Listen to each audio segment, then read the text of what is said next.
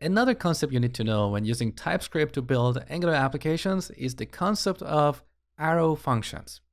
So in JavaScript, we can declare a function like this. Let log, we set this to a function. This function takes a message object and simply logs it on the console, like this. Now in TypeScript, there is a shorter way to define this function. So let's call the other one doLog. Now we don't need the function keyword anymore.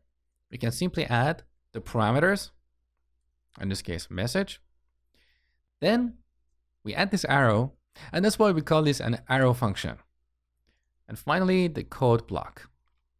So console.log message. Now, if our function has only one line, we can even exclude these curly braces.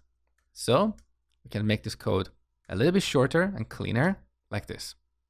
If you have worked with C#, you have seen this before. In C#, we call this a lambda expression. In TypeScript, we call it an arrow function. It's exactly the same thing. Now, if you have one parameter here, you can even exclude the parentheses.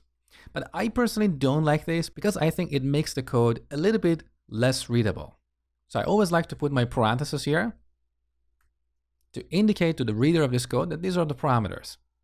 Now, what if we don't have any parameters?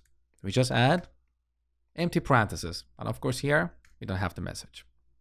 So if you have not seen this before, get used to it. It's a really nice and clean way to define functions.